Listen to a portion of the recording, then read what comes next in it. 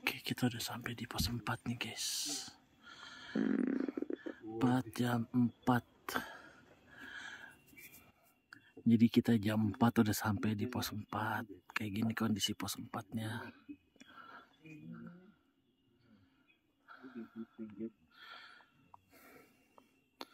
Nih mereka lagi pada kelelahan. Sini juga ada yang nanjak beberapa orang sih.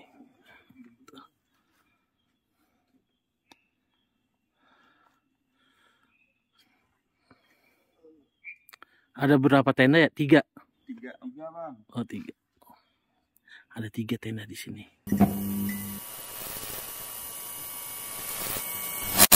Halo masyarakat adat, with me Gusti Gina di Adat Antara Adat dan Tiada. Seperti biasa, aku bersama narasumber akan memberikan kalian asupan horor. Kali ini narasumbernya tidak asing lagi, apalagi kamu yang udah subscribe aku dari lama. Dia adalah Kak Ian. Halo Kak. Kabar Kak Gina? Baik, kita udah lama banget gak ketemu, setahun ya Kak? Iya, kurang lebih 1 tahun. Setahun ya, bener. Kak Ian ini adalah narsum aku pas awal-awal banget dengan narasumber gitu. Dan kemarin itu Kak Ian pernah cerita soal restoran. Ada pendakian juga. Ya, karena Kak Ian seorang pendaki ya. Teman-teman yang suka cerita pendakian tuh mungkin suka nih sama cerita Kak Ian. Hari ini Kak Ian akan bercerita apa? Ini tentang desa gaib di Gunung Salak. Ini kapan kejadiannya? Aku tuh berangkat ke Salak tanggal 6 Mei 2022 tahun ini. Oh, tahun ini berarti baru. Berarti setelah kita bertemu ya? Iya, setelah bertemu untuk perpisahan tapi nggak jadi. Iya, kita sempat perpisahan tapi nggak jadi. Iya, itu. Tapi syukurlah akhirnya kita bisa bertemu lagi ya kan. Amin, bisa ya. main lagi. Oke deh, tanpa berlama-lama ya, pasti mereka juga udah nggak sabar mendengarkan cerita horor pendakian Kak Ian waktu mendaki di Gunung Salak. Oke Kak, silahkan diceritakan dari awal hingga akhir. Oh ya, sebelum memulai, silahkan teman-teman yang baru mampir di channel ini di subscribe, like, komen, dan share, atau memberikan aku super thanks sebagai bentuk apresiasi kamu dan dukungan kamu ke aku membuat konten di channel ini.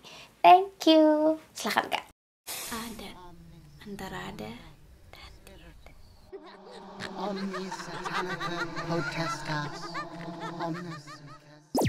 Jadi berangkat itu tanggal 6 Mei itu malam Kak. Habis Isya. Ian, Jack, Fahmi, sama satu lagi Anwar, berempat jadinya. Titik kumpul kayak biasa di rumah Ian kayak gitu. Dan kali ini Jack ngikut pendakian yang kedua kali, yang waktu itu selamat ya. Berangkat kita tujuannya Cimelati. Pos Cimelati itu via Sukabumi. Nah, kita udah nyampe di, singkat cerita nyampe di base camp. Cuma kan base campnya tuh dari tempat kita naruh motor kita harus jalan lagi Kak. Dan jalannya itu nyelusurin sungai, hutan, dan pinggirannya jurang kayak gitu. Dan ini malam hari. Waktu Ian sih pencahayaannya belum terlalu terang kayak sekarang ya. Dia tuh masih minim cahaya. Jadi masih itu pun dibantu headlamp Kak. Lewatin pohon-pohon besar kayak perkebunan duren deh kalau nggak salah itu. Terus bambu kuning. Ya cukup bikin merinding sih, karena cuma benar-benar kita berempat. Sesampainya di base camp ada orang yang nyambut, ada 4 orang deh itu, kayaknya dari pihak pengelola ya. Dan ternyata yang bikin kaget, di aula base camp pendaki lain banyak. Beruntungnya kali ini banyak, nggak kayak waktu pas pendakian Salak yang pertama kali yang sempat disasarin juga ke dimensi lain gitu. Ini pendakian banyak, cuma kan mereka ada yang langsung gas malam. Kalau Ian milih habis subuh pagi-pagi kita berangkat. Dan seperti biasa kalau di Salak itu minim stok air atau mata air ya. Beda sama jalur lain atau gunung lain. Ini benar-benar airnya itu adanya di base camp atau di pos 3. Dan itu harus turun ke jurang gitu Kak buat ngambil air. Nah singkat cerita, Ian udah bilang waktu itu sama Ami tentang budget air. Jadi Ian budgetinnya gini, satu pendaki atau satu orang itu minimal bawa 3 botol aqua besar yang 1 liter gitu. Jadi kan nanjak berempat kurang lebih ada 12 ya, 12 literan cukup lah. Nah ternyata nggak didengar, jadi cuma udahlah ngapain berat-beratin kayak gitu kan kata adik. Jadi satu orang tuh ya cuma 1 liter, jadi bawa cuman 4 deh, 4, ya 4 atau 6 gitu, kurang lebih 6 lah, 6 botol besar. Dan ternyata benar dugaan itu kehabisan air dan harus turun ke jurang buat ngambil air. Nah, kita jalan dari base camp ke pos 1 itu kurang lebih makan waktu 1,5 jam karena kan jalannya santai banget ya, dengan bobotnya kayak biasa kayak gini ya kan, pendaki yang kebesaran badan, jadi ya mereka yang kurus-kurus harus ngikutin atau ngiringin. Nyampe di pos 1 pada saat itu ya masih siang hari dan kondisi juga nggak hujan, alhamdulillahnya nggak hujan dan nggak terjadi apa-apa. Banyak pendaki sih kak, cuma yang beda kali ini dari base camp pas mau masuk ke hutan yang lebat itu biasanya dia belok kiri baru nanjak, ini langsung dibablas masuk hutan langsung nanjak kayak gitu, langsung nanjak. Banyak rombongan pendaki lain yang seperti biasa tas Ian kan dengan ciri khas lonceng ya kelincingannya biar buat nandain jalan.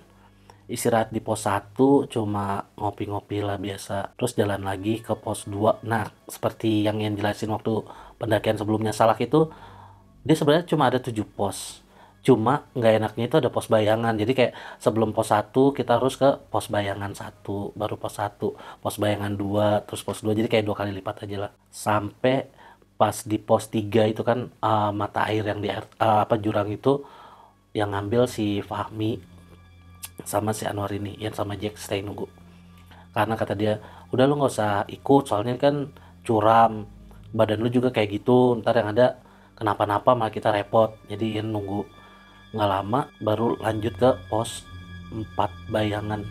Nah di pos 4 bayangan ini ngerasa kayak udah deh nggak kuat gitu kan, dan udah agak lumayan mau maghrib juga, ngindarin maghrib perjalanan kan, apalagi nih Salak, dan ini pendakian Salak yang kedua itu udah lumayan jauh daripada pendakian yang pertama. Itu wah benar-benar Salak kak, luar biasa sih, yang dibilang masih hutan rapet ya ini gitu kan, dan treknya itu jarang kak, bonus itu maksudnya yang landai. Jadi bener-bener gini nih, terus sampai puncak tuh begini, ih gila parah naiknya tuh. Jadi ya udah buat putusin cari lokasi yang agak landai lagi, naik lagi, kita diriin, dan cuman Ian doang yang diriin tenda di situ. Terus diriin tenda di situ kelompok Ian doang, dan itu belum nyampe pos 4 ya kak, jadi pos 4 bayangan katakanlah. Udah nyampe situ maghrib pada siap-siap prepare makan, masak kayak gitu, masak air, bener-bener hemat banget air lah waktu itu karena air sisa 2 botol deh kalau nggak salah, sisa 2 botol, dan baru pos 4 bayangan, pos 7 masih jauh dan itu naik terus kan. Ia langsung istirahat, izin kayak biasa, udah capek banget, sorry nggak bantu-bantu, mau istirahat langsung gitu kan. Ian masuk ke dalam tidur, terus ada hal yang ngeganjil gitu. Ngeganjilnya tuh kok suasana beda ya, yang tadi ada suara-suara kayak hutan gitu, apa suara-suara apa sih, daun ketiup angin segala macam, itu nggak ada, langsung suara anak kecil lagi main dingklik ya, apa sih yang pakai ubin gitu, yang tara 1 2 gitu, yang ada apa ntar nih dikasih bintang kayak gitu loh kak. Nah terus suara ibu-ibu main lagi ngayak beras, anak kecil main congklak, main karet, itu kedengeran banget. Cuma kita berempat nggak ada yang berani keluar tenda. Ian bilang jangan keluar tenda, tar dulu, karena mikirnya gini kak, kalau emang itu kita, katakanlah kita udah masuk ke desa gaib tersebut, kok kita keluar terusnya nanti kita nggak balik lagi gitu, itu kan yang ditakutin. Karena ya dengar beberapa cerita adalah salah satu dulu pendaki yang katanya dinyatakan hilang atau nggak ada berapa bulan nanjak Gunung Salak, tapi munculnya di Cirebon gitu kan. Nah kan itu mikirin nanti kalau pindah dimensi itu seperti itu, jadi kita diam aja dulu sampai suara-suara di luar kegaduhan tuh hilang. Berarti kalian berempat, empat-empatnya denger? Empat-empatnya dengar, Wow. empat-empatnya dengeran, cuma bisa diam aja udah di tenda. Itu berarti suara aktivitas warga di desa gitu ya? Iya, layaknya kita lagi ada di perkampungan yang lagi ada kegiatan gitu ya, kayak menjelang menjelang petang kan ya, kalau sore atau pagi hari warga desa banget kayak gitu, ngayak beras kayak gitu, terus suara-suara ayam. Nah Ian enggaknya lagi pas lagi tidur tuh ada suara ayam cik cik cik kayak gitu di atas kepala kak, Ras kawat tapi kayak di luar tenda gitu, cing.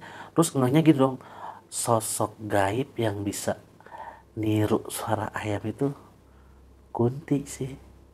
Dan langsung kayak ya dibikin aja Kuntinya tuh ada langsung yang bangun bangun teriak kuntilanak gitu kan. Terus yang lain pada kaget langsung mana mana. Nah mereka malah mikirnya kan ada darah tuh deket atas kepala Ian ya. Biasa kalau Gunung Salak itu terkenal sama pacet, takutnya itu pacet gitu loh. Ada pacet yang masuk padahal enggak, tapi di situ ada darah. Gimana?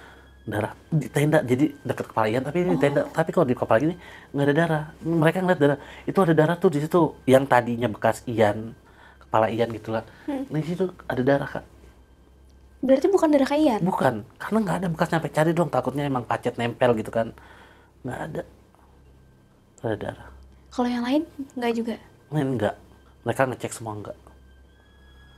Sampai buka deh baju, lihat belakang kali, belakang gitu ya. Enggak, lagi juga logikanya gini. Kan tadi itu bekas kepala, ya nggak mungkin juga kan belakang area, tapi kita cek nggak ada. Gitu. Banyak nggak darahnya? Darahnya nggak banyak, tapi dibilang dikit juga ya. Segini loh kak, 2 jari gini. Dan kan dipegang gini, itu darah gitu loh. Atau mungkin ya udah anggap aja lah itu nyamuk kebon kali ya gitu kan. Ya tetap nggak make sense aja. Terus Ian udah bilang itu baru jam 8 malam. Itu baru jam 8 malam.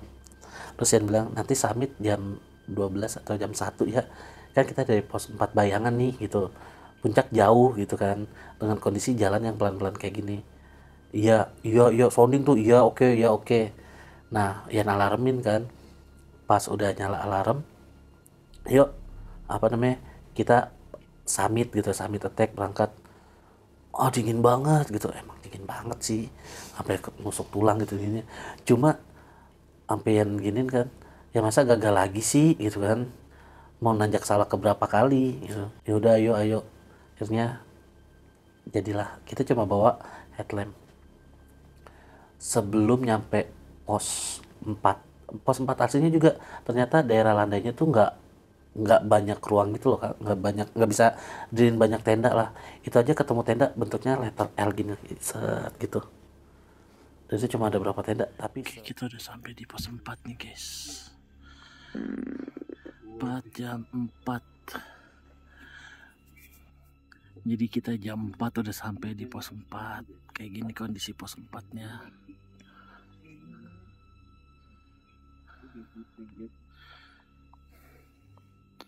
Nih mereka lagi pada kelelahan. Sini juga dia nanjak beberapa orang sih.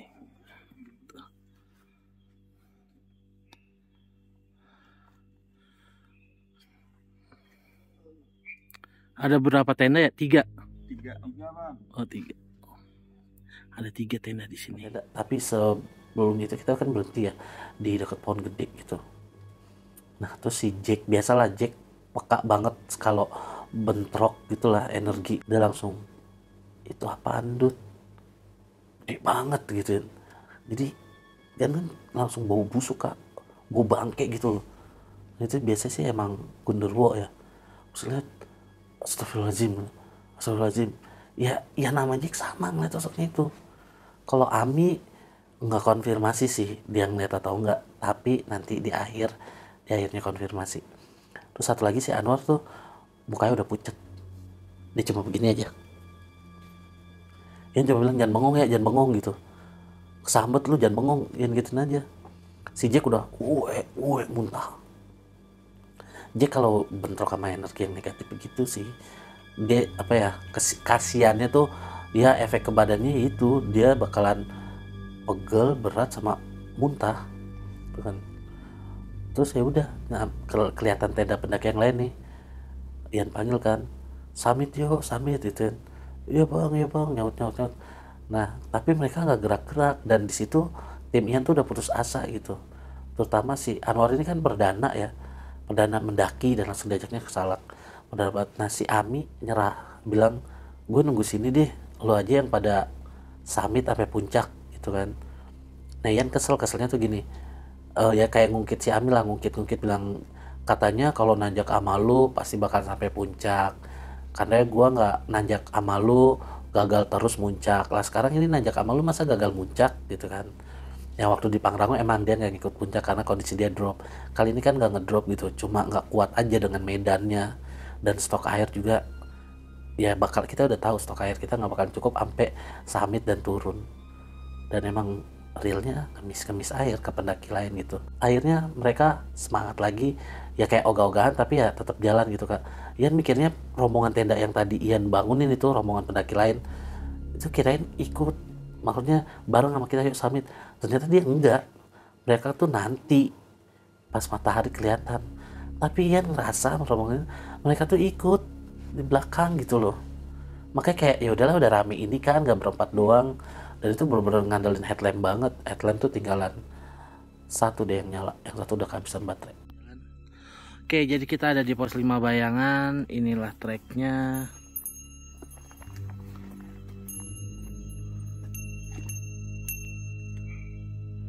Gitu. Terus udahlah udah nyampe jam 6, jam 7 itu masih belum sampai puncak, itu masih di pos 5.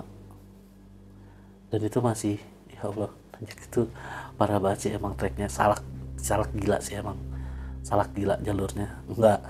Nggak nyangka bakalan seperti itu, dan makanya bangga banget nyampe di puncak terus foto-foto gitu. Karena sebelum nyampe puncak kita kayak manjat climbing, tau nggak Kak, pakai, karena begini banget nih, jadi kita harus climb itu pakai tambang dan kondisi tanah lembab becek. Kita udah di pos 6, posisi jam 6:15.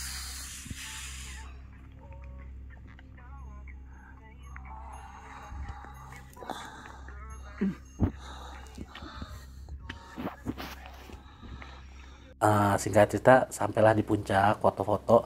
Sempat ada argumen sih sama si Anwar yang pendaki baru ini, yang baru join nama Ian gitu kan. Diajak foto bareng, namanya momen gitu kan ya. Kapan lagi? Jawabnya gini, gua mah nggak norak, nggak usah foto-foto di situ gitu. Sebenarnya bukan norak atau enggaknya, ya ini kayak udah ritualnya pendaki gitu, udah nyampe puncak masa sih nggak foto. Kadang kan kita kayak buat ditanyain, lu yakin sampai puncak, mana fotonya di puncak? Karena puncak kan ada tandanya gitu loh, ketinggian berapa, di puncak apa namanya. Kalau itu namanya puncak Manik 1. Sudah kita foto-foto, si Ami sama si Anwar ini mau turun duluan. Kita turun duluan ya, ntar kalau kita udah nyampe tenda biar bisa cepat masak, lu kan lama tuh, santai aja kata dia kayak gitu. Sebenarnya agak bete sih kalau misah gitu kan, tapi mau gimana, mereka emang cepet gitu. Nah Jack beruntungnya ya punya teman kayak Jack, dia ngertiin dan bener-bener dampingin. Tau nggak, air tinggal berapa, segini nih Kak. Jack, lu haus, minum aja, lu yang lebih butuh kata dia kayak gitu. Mau nengguk, yang lihat temen nggak nengguk kan gimana ya Kak, ada perasaan. Ya teman gua aja nggak minum gitu, tapi ini bener-bener udah dehidrasi. Iya, nama Jack itu udah dehidrasi Kak, udah bener-bener yang kering, saking keringnya tenggorokan tuh mual, apa kayak asam lambung naik. Apa namanya, ketemu sama pendaki lain minta air seteguk tuh kayak apa ya, kayak penggorengan panas ditetesin air, udah nggak ada airnya. Kayak gitu. Itu posisi jam berapa udah Kak? Nyampe puncak jam 10 Pagi. ya, jelang siang, jam 10. Terus cuma istirahat juga sebentar, kalau di puncak kita nggak sampai 1 jam. Terus mutusin ya udah turun gitu kan, karena jalan lama nih, mikirin belum, ntar istirahatnya dulu, terus apa namanya, pulang lagi ke Jakarta kayak gitu kan ya. Jadi kita putusin buat turun jam jam 11 kurang kita turun. Itu ada satu pendaki bapak-bapak tua sih, dari dia kerja di Transjakarta, bareng Bang Ian kayak gitu kan. Terus Ian ceritain juga kalau dulu pernah nanjak kemana aja, sama cerita di channel Kagina, apa dia bilang, oh gitu, dia ternyata suka gitu sama cerita-cerita kayak gitu. Terus turun bareng, ternyata dia ada temennya di pos 4 yang gak ngikut, badannya lebih kurus daripada Ian, cuma dia sempat terkilir atau kram gitu, kakinya nggak bisa digerakin satu, makanya dia nggak ngikut summit. Jadi cuma si kakek-kakek tua ini. Nah udah bareng, jadi ada Ian, Jack, terus ternyata Ami tuh Ternyata Ami tuh nungguin, oh ini iya ketemu sih, ketemu sama Ami emang di tenda, dan dia udah masak. Cuma Ian di situ udah capek, napakan udah capek, air juga habis karena dia dibilangin tadi bahwa yang budget air gitu kan nggak mau dengerin. Jadi ya udah ngasih ngeliat muka kesel sih Iannya, cuma nggak diluapin aja karena mikir ntar juga di pos 3 ngambil air gitu kan. Turunlah, kita sampai pos 3 bareng-bareng sama si orang trans ini. Yang nunggu biasa nunggu di tempat yang landai itu Ian sama si temannya si kakek ini. Jadi si kakek ikut turun tuh ke pos 3 yang jurang buat mata air itu tuh udah kemas-kemas lah kalau udah rapi. Dapat berapa botol ya, pokoknya air dipenuhin. Mereka pun sempat mandi kayak ngilangin dahaga kayak gitu ya, puas-puasin karena ada mata air kan. Nah yang Ian bingung ketemu sama rombongan peziarah nih, mereka tuh kayak senyum kayak gitu, baik banget, sampai makanan mereka tuh dikasih ke Ian. Cuma bukan itu yang Ian butuhin sama si ini gitu kan. Kita lagi nungguin air, jadi ngeliat air tuh udah hijau banget kan, kayak ngeliat duit berapa ratus juta gitu kan. Terus mereka ngasih makanan, ya kita makan dikit-dikit buat menghargai gitu kan. Karena Ian udah minta sama rombongan peziarah ini, udah minta air tadi, kalau minta lagi kayaknya mereka kan lagi mau turun juga, nggak etis lah kayak mikirin mereka juga butuh air. Toh rombongan Ian juga mau lagi ngambil air kan. Singkat cerita mereka udah selesai terus Ian langsung satu botol itu Ian abisin karena mereka masih banyak kan, kita akhirnya nyetok banyak. Dalam hati gini, kiraan mau turun aja air berlimpah-limpah gitu kan, padahal pas nanjak yang dibutuhin banget kan, nanjak berasa kan Kak. Terus Ian bilang kayak gini karena Ian tuh punya pemikiran jangan sampai kena maghrib di jalan gitu, di trek. Terus mereka juga cepet kan jalannya, ya udahlah Ian bawa botol satu. Ian bilang ini yang abis gua minum tinggal setengah ini, gua bawa ya, gua turun duluan gitu. Iya, lu kan juga pada cepet-cepet ntar juga pada nyusul. Di situ Ian bisa sama Jack dan bener sendirian. Disinilah teror yang luar biasa terjadi, Oh, ini baru teror yang sebenarnya teror yang yang lebih besar. sebenar-benarnya. Ini sendirian Karena kakak? sendirian turun, dan percaya nggak percaya walau alam sih Ian juga di luar logika ya katakan. Pas lagi proses turun itu yang ngeliat sosok nenek-nenek pakai pakaian adat Jawa, tapi dia ada di jurang, bawahnya dia itu jurang melayang Kak. Jadi Ian kan turun nih, di sini jurang gini, sampai astagfirullah, bukan gitu kan, ngeliat kayak gitu aja, ngeliat. Terus pohon gede tuh ada tangan kayak nyengkrem gerak sendiri. Nih ternyata genderuwo yang pas gelap tadi Yang ikut turun, yang bikin Jack muntah-muntah ya, turun. Dan Ian tuh ini ya nggak tahu, akhirnya ngomong kayak begini, pokoknya saya nggak mau ya pindah ke alam sana, kalau saya sampai kenapa-napa Eyang Wisesa harus tanggung jawab. Jadi Eyang Prabu Wisesa itu salah satu tokoh yang terkenal di Siliwangi, di Pajajaran katakan kayak gitu. Ian ngumpat begitu, Ian kayak wah ngedumel lah gitu kan, dan akhirnya jatuh Kak, kepleset serot gitu, jatuh brek. Dan anehnya itu langsung diri gini. Jadi Ian ngelihat badan Ian, tapi kayak itu bukan Ian, kayak gitu. Jatuh, orang yang namanya jatuh, sampai Ian tuh mikir gini, gue kalau jatuh kan bangun set pelan gitu, bersihin dulu. Ini jatuh kepleset gini Kak, seret, bangun seret. Dari situ langsung larinya zigzag kan, ada pohon kan kiri kanan itu kayak dicakarin gini gitu. Jadi yang lari zigzag ngayun sini, dan itu pohon tuh digini set. Yang ngeliat tapi kayak nggak bisa ngendalin badan gitu loh. Turun ke hutan, pas mau ke arah base camp kan udah ada batu konluk gitu ya, jalanannya udah dibatuin. Itu ketemu pendaki lain, itu negor kan, Kang sendirian aja, cuman ngaung doang. Sudah pergi gitu. Dengan badan seberat ini dia lari zigzag. Dan nggak sampai situ, ternyata nanti si rombongan pendaki ini ketemu sama rombongan yang di belakang. Nah ntar ceritanya di ending tuh akhirnya adalah kesimpulannya air. Sampai di base camp pun itu yang air tadi melimpah banyak karena udah ada keran segala macam, nggak ngambil air. Dan di gerbang base camp posko mau masuk buat si Maksi itu kan ada anak pemuda-pemudi lagi gitaran, kan negor kan, Kang sendirian aja, gitu lagi ngedam, terus lagi zigzag. Mereka pun ketemu sama rombongannya nantinya. Nggak cuma sampai di situ, udah sampai tempat parkir kan, tempat parkirnya ada warung gitu ya, dekat masjid itu ada warung. Ian ke warung itu, si ibu-ibu yang jualan, terus mintanya kayak gini, minta teh manis 4 gelas. Terus ngelihat ada wedang bajigur, wedang bajigurnya 6 gelas gitu kan. Ternyata kirain tehnya tuh teh celup gitu loh Kak, bikinnya yang cepet, terus bikin lama banget. Marah-marah lah Ian, marah tuh gini, teh mana gitu, pokoknya pakai bahasa Sunda ya, teh mana gitu, pesan saya kok lila keneh gitu, kok lama banget. Ternyata teh tubruk Kak, yang harus kayak dimasak dulu lah kan, biar teh tubruk itu warnanya baru dapet gitu kan kalau airnya panas. Ya ampun, udah jadi nih 4 gelas teh manis tuh, minumnya nggak ada hitungan menit, 1 menit pun nggak ada, udah.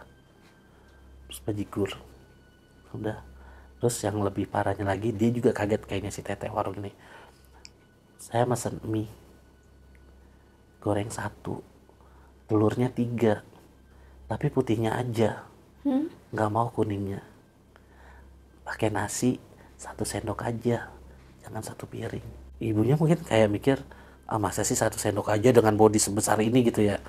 Tapi yang bikin aneh, kenapa minta putihnya aja nggak kuningnya gitu, kuningnya minta dibuang kenapa gitu, bukan yang buang lagi, minta dibuangin, jadi baru tinggal putihnya doang. Dikasih nasi setengah porsi lah katakanlah begitu, tapi tetap yang dimakan 1 suap, putihnya habis.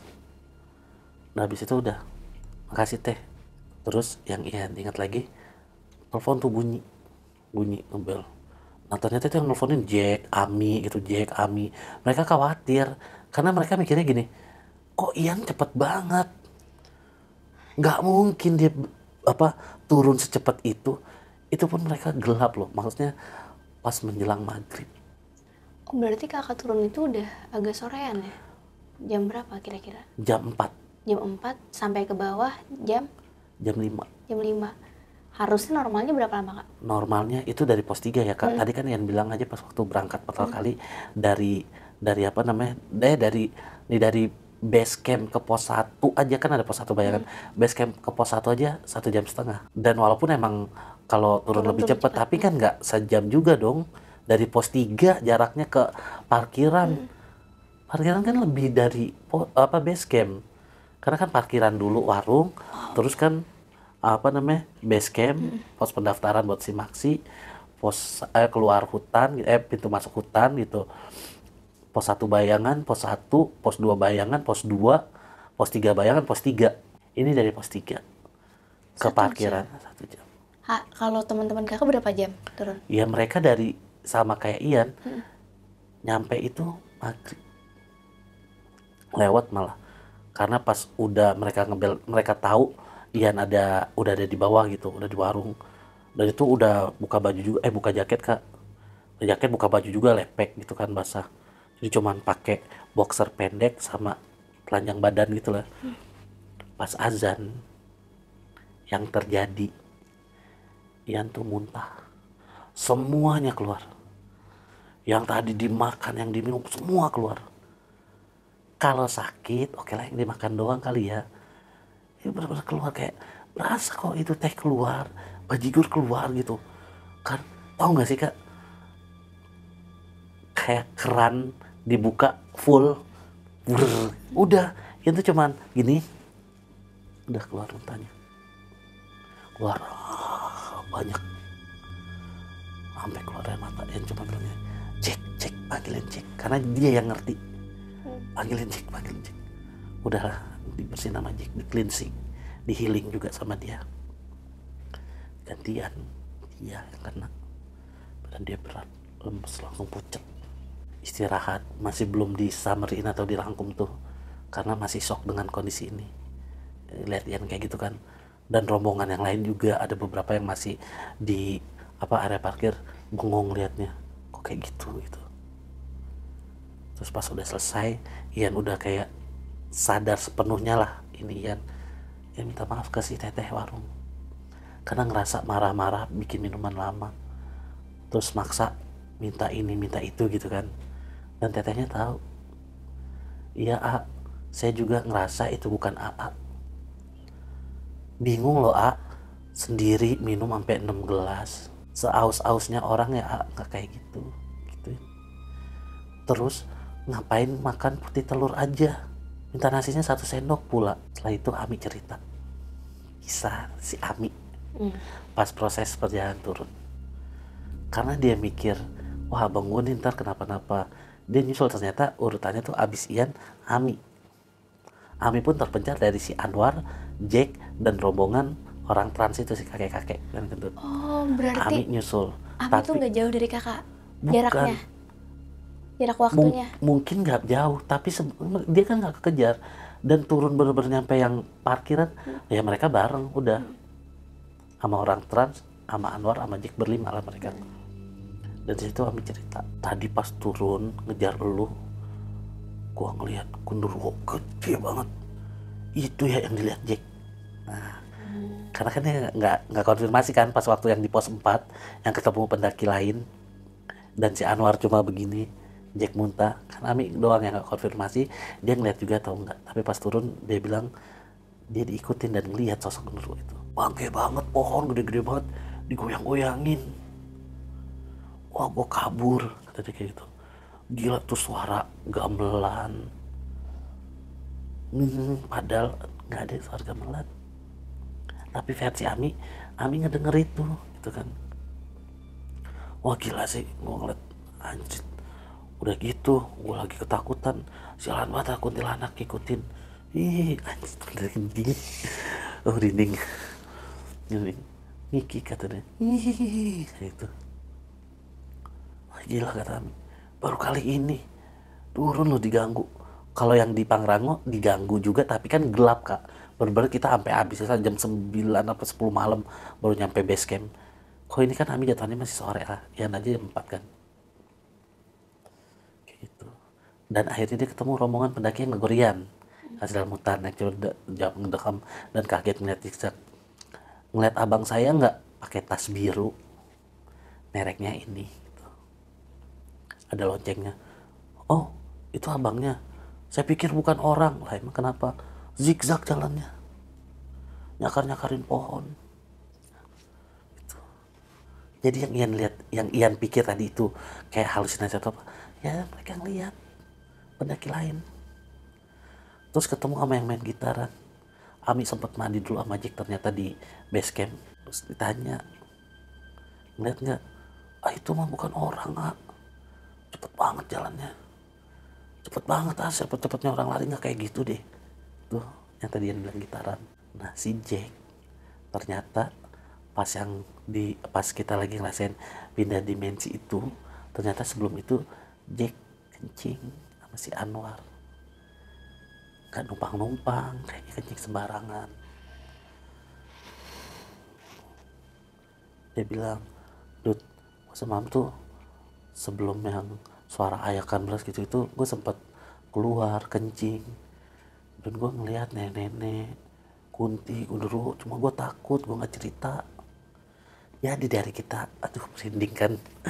Jadi waktu kita ngedirin tenda gitu, itu gue udah ngeliat tuh di luar tenda tuh sosok-sosoknya yang ganggu apa aja.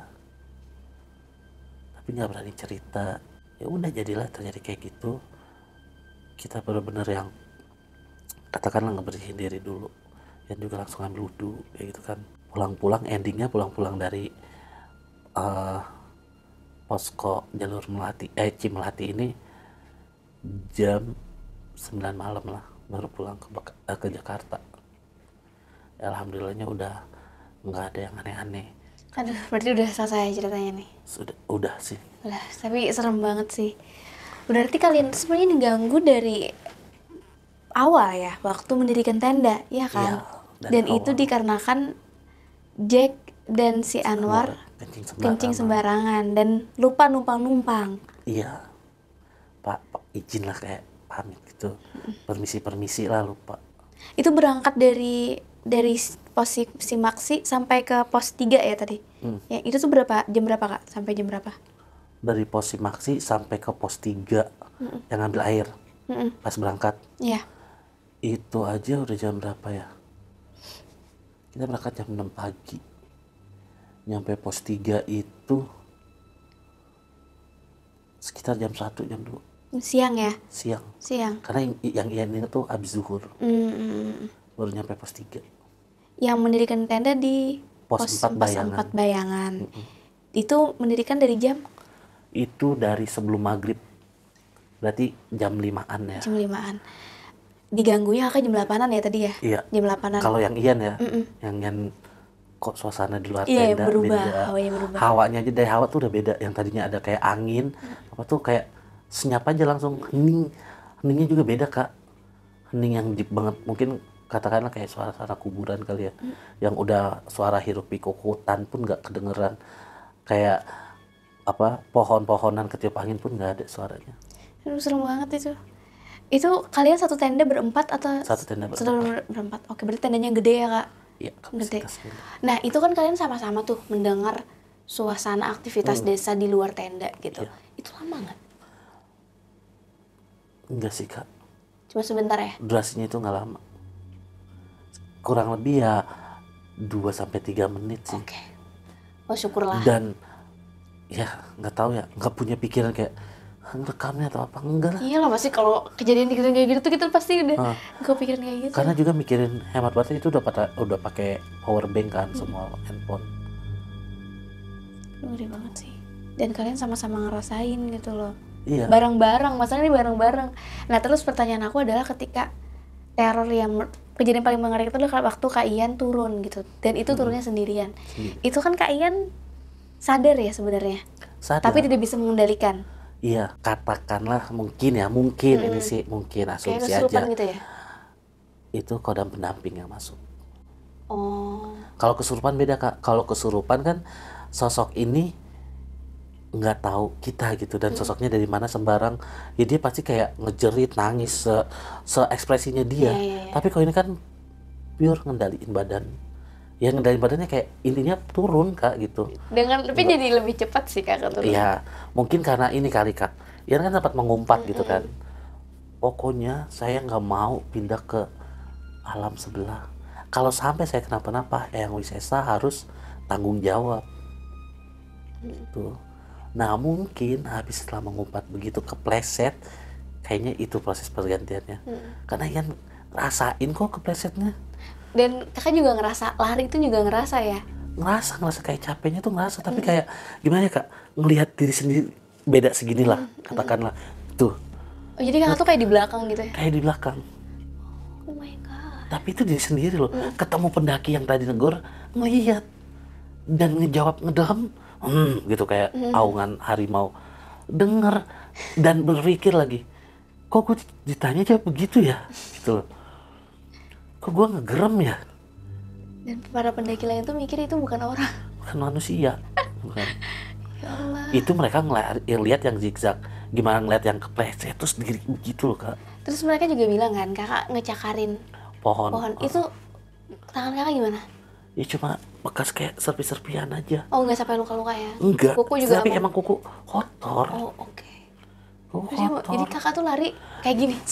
Seret gitu loh. Astaga. Nggak habis pikir juga sih, maksudnya kayak kok gitu ya gitu. Bener. Kok terjadi ya?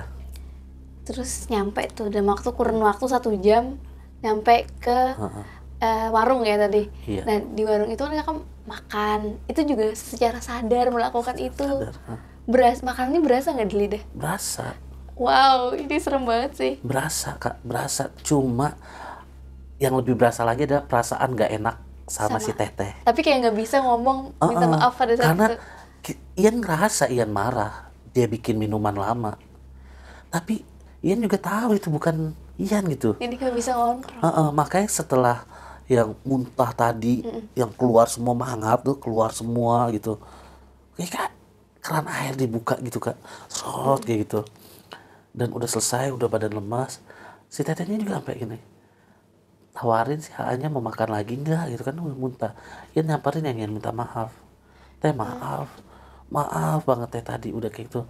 Iya saya tahu kayaknya bukan AA gitu. Nah terus kenapa jadi bisa sampai muntah? Bener azan. Oh, jadi dia keluar gitu ya? Kakak tersadarkan 100%, terus itu muntah karena dia yang makan. Iya.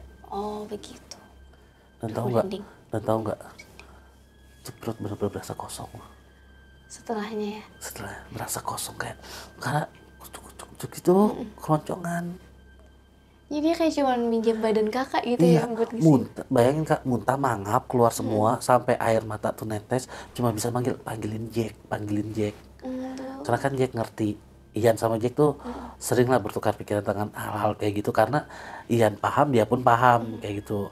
Dibanding Ami atau si Anwar yang anak baru Iya. ini gitu. Serem banget sih. Tapi syukurnya kakak sampai balik rumah tuh udah nggak ada gangguan lagi ya. Gak ada sih, Aman sih ya. aman, bener-bener berhenti di situ udah. Tapi Gunung Salak emang banyak cerita serem kan. Gunung Salak kan waktu yang Salak pertama yang waktu Ian, Ami sama Wawan, yang Ami ngaung kayak harimau, terus Ian setel lantunan Rukia dia bilang matiin tuh musik nggak jelas dinyalain. Hah, Ian sampai ngomong lu kafir ini kan kata suci ini kan kata Rukia, tapi dia akhirnya gini, emang gue tadi ngomong apaan? Aduh, berarti belum hilang ketempelannya gitu. Itu yang waktu najak Salak yang pertama sebelumnya di kan, video cerita. sebelumnya yang ada di sini. Ada di sini silahkan tuh yang mau Akan dengar mampir cerita. dulu denger Salak 1 dulu, Iya. baru ke Salak 2. Salak 2. Tapi akhirnya Kak Ian berhasil sampai ke puncak ke Salak 2.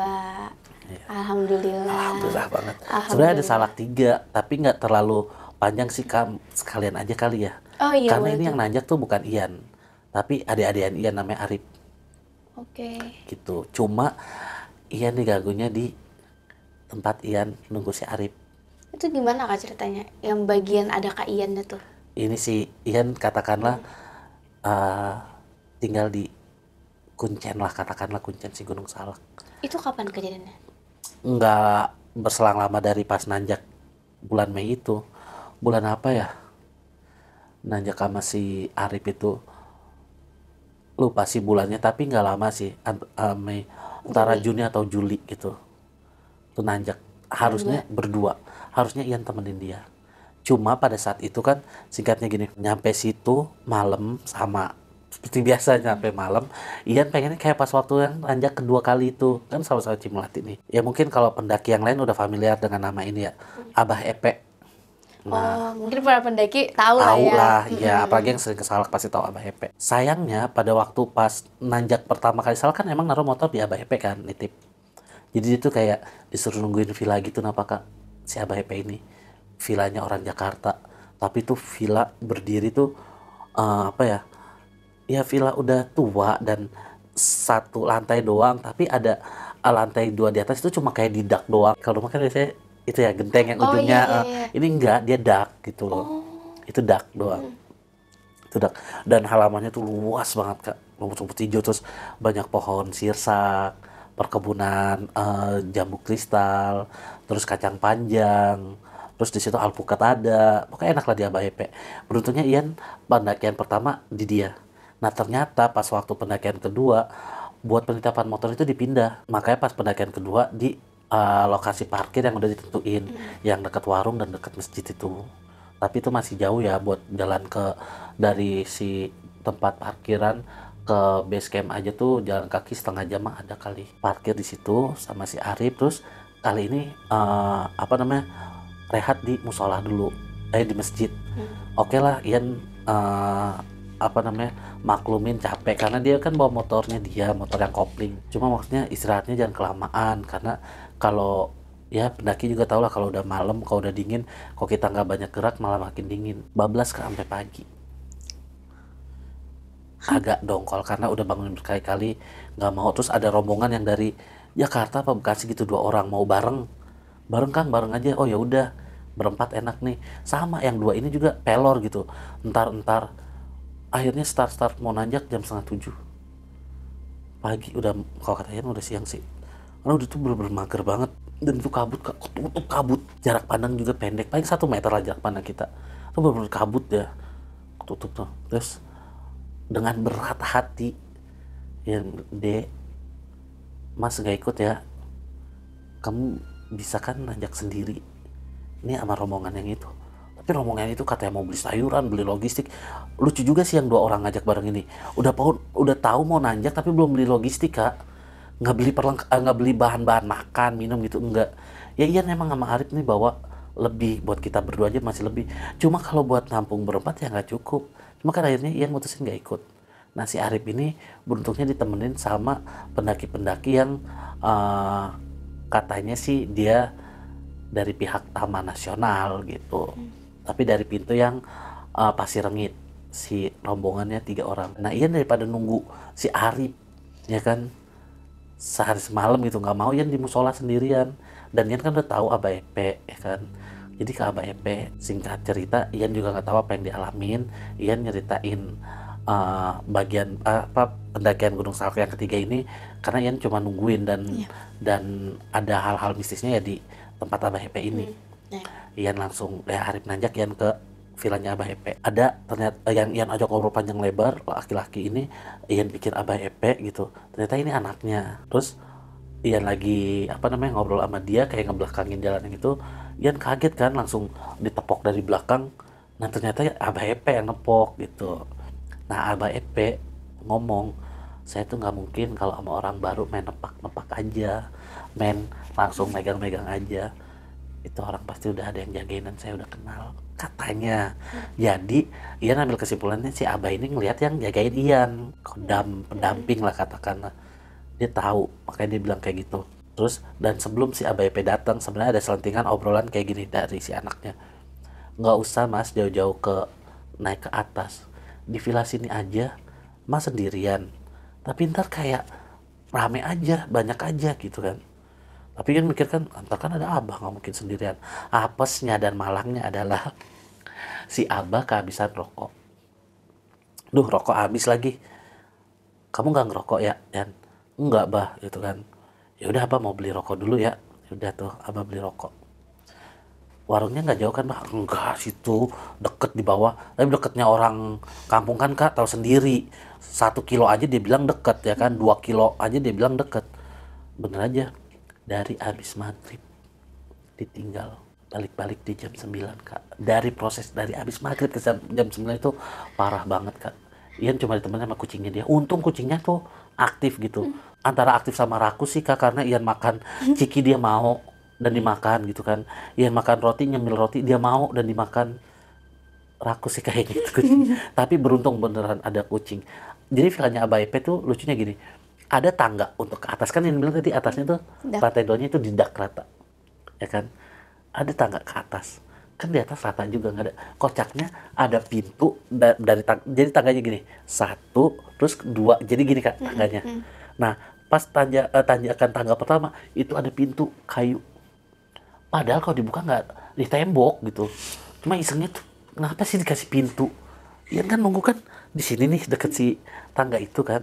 Dan itu rumahnya itu kan kaca dikelilingin. Tahu nggak yang kejadian apa? Ian ini bilang kacanya, ini yang lagi deket ini. Ian sampai dengerin lantunan lah, atau apa biar nggak mikir yang aneh nih. Itu ada yang gedor Kak. Ian ngeliat tuh kaca digedor tapi nggak ada orangnya. Gila nggak? Gila.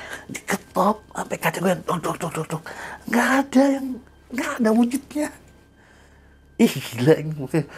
Bah cepetan balik dong Bah gitu. Udah di situ entar dapat sinyal entar enggak, ya kan.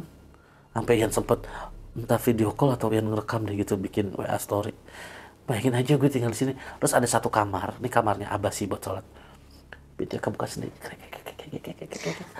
Ada cermin dong, gede banget. Astagfirullah. Aduh ya Allah.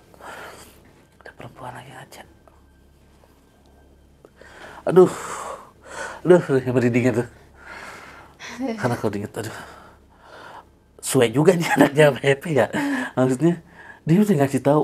Karena Ian tuh pengennya gini loh Kak. Walaupun dia ngasih tahu kayak gitu, Ian nggak mau terkontaminasi gitu. Nggak mau halusinasi gitu kan.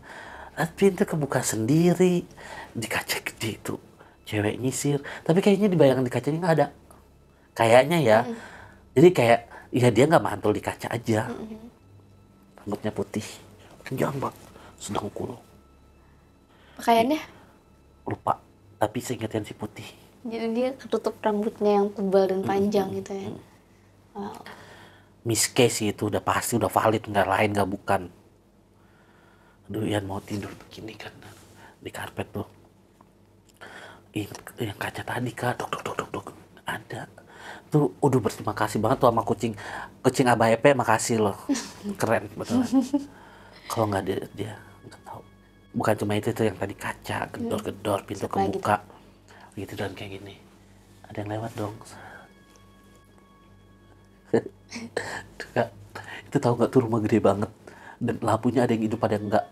Aduh pusing nih, pala nyut karena Ian tuh kalau cerita kan masih kerekam jelas gitu kejadiannya ya. Ian menempatkan diri Ian di situasi itu, jadi nginget lagi dan benar-benar berasa ada di tempat itu. Jadi kayak cerita gitu tuh Ian masih di sana, Ian ingatnya detail. Ian nyalain lampu kak satu-satu karena yang deket tangga itu kan gelap ya, spotnya gelap, padahal ada lampunya.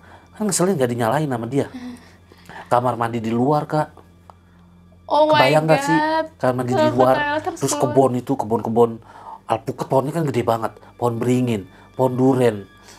Bener-bener sih ini. Kalau siang sama pagi indah banget, apalagi sore, bagus banget emang view-nya, the best. Gratis lagi kan, sampai baik banget emang, gratis lagi. Cuma kalau malam, mohon maaf banget, nggak mau lagi deh sendirian di villa segede gitu, walaupun nggak tingkat ya, tapi ada tangganya. Ian kan mikirnya gini, suatu saat di tingkat kali sama yang punya ya, karena kan tidak gitu kan. Cuma untuk saat ini kenapa sih di tembok yang rata dikasih pintu, terus pas udah Abah pulang, alhamdulillah, ya ampun Mbak, katanya deket, iya beli rokok, diajakin ngobrol, cakep, dia ditemenin ngobrol orang lah kita, gitu kan. Saya Bah di sini diganggu ya, Abah udah tahu nanya lagi, kalau gitu lain waktu bilang aja Abah pulang, nggak ada lain waktu. Makasih, makasih. Pokoknya nanti kalau kesini Ian bawain di rokok biar Abah nggak ada. Beli rokok ke Bah, nggak ada Bah, nggak ada. Ian yang bawain ntar. Dan Ian sama Abah tuh pikirin Arif ya, karena waktu itu hujan. Ini orang sendirian, ketemu nggak sama si apa pihak yang orang itu ngaku bilang orang Taman Nasional gitu. Mikirin si Abah juga. Abah cuma bilang gini, tenang, adik kamu udah Abah titipin sama yang di atas. Ian mikirnya udah dititipin sama Allah, udah didoain gitu kan. Ternyata yang di atas gunung gitu kan. Aduh thank you banget ya Kak Ian buat ceritanya, seru banget. Nggak cuma dapat satu cerita kita, tapi 2 cerita sekaligus gitu. Ya, di ending yang harusnya udah selesai rangkuman kita bonus. Anggap aja ekstra ya, bonus dari Kak Ian karena sudah 1 tahun yang lalu Kak Ian terakhir bercerita di sini. Bonus buat masyarakat adat. Akhirnya kembali lagi. Oke deh, mungkin sampai di sini dulu. Terima kasih teman-teman yang sudah menonton. Bagi kamu yang pernah nanjak ke Gunung Salak gitu, atau ada pengalaman yang relate sama kayak Kak Ian, silahkan tulis di kolom komentar. Aku sama Kak Ian sampai di sini dulu, pamit undur diri. Bye. Hai guys, thank you udah menonton video ini sampai habis. Jangan lupa untuk di-subscribe, nyalakan loncengnya, like, comment, dan share. Bantu aku untuk membangun channel ini sebagai channel nomor 1 penjelasan mengenai mitologi, horor, dan misteri.